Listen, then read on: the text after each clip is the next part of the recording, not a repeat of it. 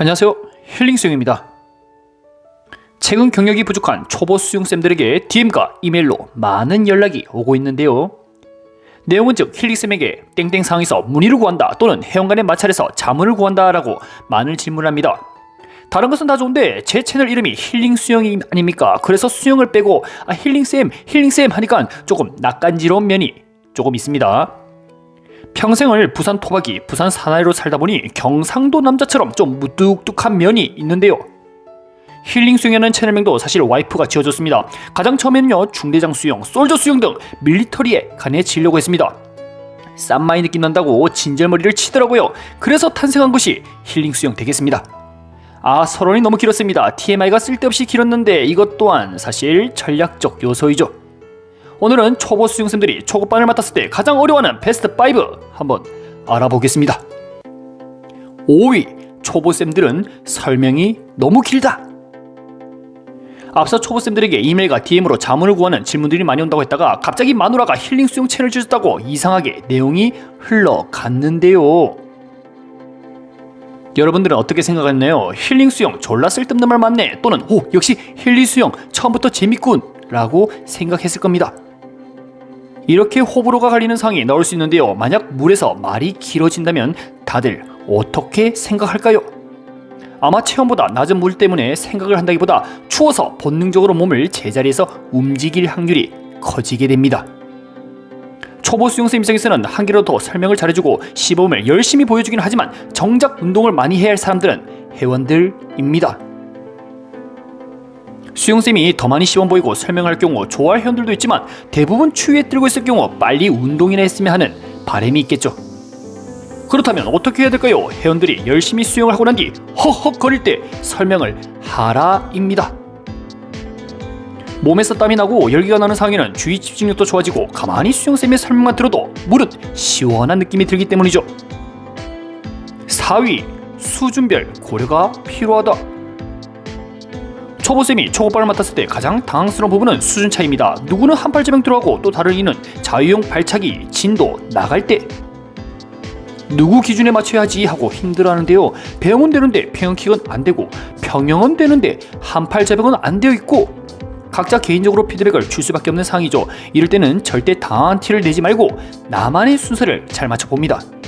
총 10명이 수업을 할 때 한팔 제병하는 회원 2명, 평형 가능 2명, 배영 발차기 2명, 자유형 완주하는 2명, 발차기 나간 회원 2명 등 이렇게 분리를 순서대로 해봅니다. 그러면 다같이 할 수 있는 부분에서 전체적 시범과 설명을 한 뒤 개인적으로 따로 피드백을 주면서 개인 수준차를 고려할 수 있습니다. 귀찮다고 다같이 할 수 있는 자유형만 돌리지 말고 개별로 연습할 수 있는 임무를 부여하여 모두가 만족할 수 있는 수업이 되어야겠습니다. 그럼에도 불구하고 10명 모두를 하기에는 너무 버겁다면 선택과 집중을 하는 겁니다. 아무리 초급반이라 해도 모두를 잡아주거나 피드백한다면 그날 목 컨디션은 엉망이 되겠죠. 선두 1, 2번은 알아서 잘하기 때문에 굳이 터치를 안 해도 됩니다. 조만간 중군으로 떠나야 할 사람이기 때문에 중급반 쌤에게 위임하면 됩니다. 가장 뒤에서 제자리 걸음인 분들, 특히 평형킥 할 때 발목이 안 꺾이는 분들, 가장 못하는 사람들에 집중하는 겁니다. 한 명 한 명 다 잡아주는 행동은 본인도 힘들고 선두주자들의 훈련에 방해가 될 수 있겠죠. 3위, 목소리가 잘 안 들려요. 초보 수영쌤들의 가장 큰 문제는 교육을 해야 할 회원들을 대상으로 본인 친구들과 이야기하는 것처럼 설명하고 있습니다. 무슨 말일까요? 야, 그 이야기 들었어? 평형이 개구리를 보고 만들었대. 까르르르. 야, 평형 자주 하면 알라겠네. 까르르르. 자, 친구들과 대화하는 합법으로 설명을 할 경우에는 그날부터 수영장, 환불, 대한장 파티 그냥 되는 겁니다. 여러분들 지금 하고 있는 개구리 모양과 유사하죠. 개구리처럼 발목을 바깥으로 꺾어 안쪽으로 들어와야 물을 제대로 밀어냅니다. 한 명씩 신호에 맞춰 출발하고 숨 막히면 제자리에 서서 숨 쉬고 다시 출발하는 겁니다. 여러분들 아시겠습니까? 구체적이면서 모두가 알아들을 수 있는 내용과 정확한 딕션 소리로 한 번에 전달시키는 게 중요합니다. 혹여나 혀가 짧아 발음이 세거나 긴장을 해서 어버버 떨어버리면 그날따라 이상하게 사람들이 빨리 집에 가게 됩니다. 만약 내 목소리에 전달력이 부족하다면 수영장에서 설명할 내용을 적어 집에서 몇 번씩 말해보는 연습을 하는 겁니다. 수영만 잘한다고 인정받는 수영쌤이 아닙니다. 어려운 것을 쉽게 이해시키고 회원들을 정확한 자세로 연습시키는 게 수영쌤의 중요한 역량이 되겠죠. 때로는 수영쌤들이 개인적으로 수영 연습을 하는 것보다 집에서 발성 연습하는 게 더 중요할 수가 있습니다. 나의 친구들은 내 말을 한 번에 알아듣는데 내 목소리가 수영장 회원들에게는 이상하게 전달이 안 되는 분들, 많은 사람들 앞에서 정보 전달하는 것과 친구들과의 소통은 완전히 다른 환경이라는 사항을 이해하시길 바랍니다. 2위, 매일 똑같은 내용은 지겹다. 아무리 열정을 가진 수영쌤도 소재 고갈이 발생하는 날, 회원들의 열정이 식는 날이 반드시 찾아오는데요. 분명 반복된 루틴이 체력 향상과 기술적 부분에서 효과가 있다고 장담을 하지만 우리는 기계가 아니기 때문에 한 번쯤 회의감을 느끼기 시작합니다. 결국 재미없다, 흥미를 잃었다. 그렇다면 어떤 식으로 수업을 꾸려 나가야 할까요? 평소에 도전해보지 못했던 새로운 드릴을 찾는 겁니다. 만약 그 드릴이 회원들 수준에서 썩 도움이 안 된다고 해도 상관이 없습니다. 모든 것은 미래지향적이고 말하기 나름이죠. 예를 들어 수업 중간에 입영 기술을 처음 배운다고 해봅시다. 회원들은 낯설고 새로운 곳에 환장하기 시작합니다. 한마디로 참신한 내용은 무엇인가 잘 해내고 싶다라는 동기부여가 생기는 것이죠.